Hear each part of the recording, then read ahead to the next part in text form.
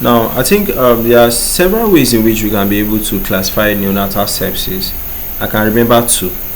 One of it being the type of organism that is causing it. So it could be virus, it could be bacteria, it could be fungi. Do you understand?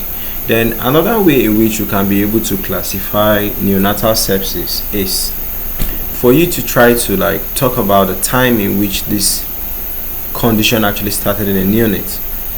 I think the early one, if it is starting within the first 72 hours of life, you call that an early onset neonatal sepsis.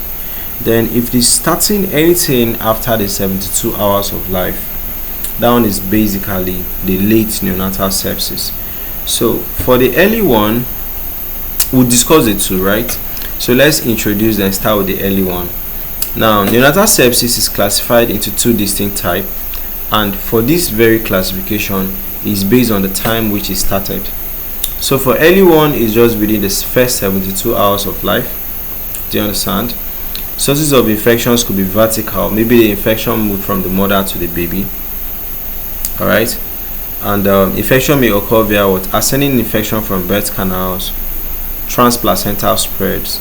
Sometimes is the amniotic fluid that is contaminated. Okay, so sometimes all those meconium aspiration syndrome. So the baby can pass their first stool within the amniotic sac and still inhale it. Alright, leading to all sorts of infections. Then common pathogens, that's common microorganisms that usually are culprits of this, include things like the group B Streptococcus, Escherichia coli, Listeria monocytogenes, Haemophilus influenzae, coagulase negative or Staphylococcus. Okay, so risk factors is mostly from the mother. If the mother has had any infection, that's the highest risk factor for this for you to say that infection is started within the first 3 days. So sometimes the membranes are ruptured for a very long time. Okay, the mother has had fever, the mother has had an infection that spread to the baby. You understand? The clinical presentation is the baby is struggling to breathe.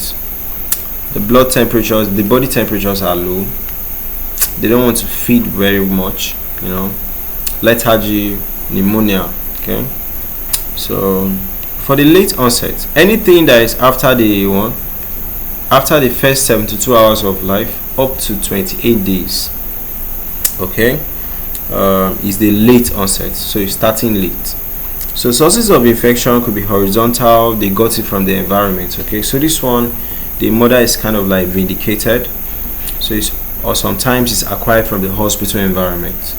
Okay, could be from environment at home, that's community acquired, or from the hospital. So sometimes maybe they did some 1 or 2 procedures on the baby, and this actually came to be.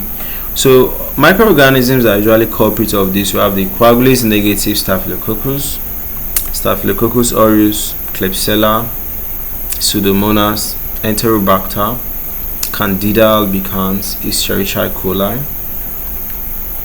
What's the risk factors? What makes it possible for a baby to have these issues? Prematurity, maybe they have passed a catheter on the baby, mechanical ventilation, maybe they have done any surgery on the baby. So anything wound contamination, right? Or maybe the mother has used antibiotics for a very long time. Okay, then multiple births with infection in one sibling can also spread to another.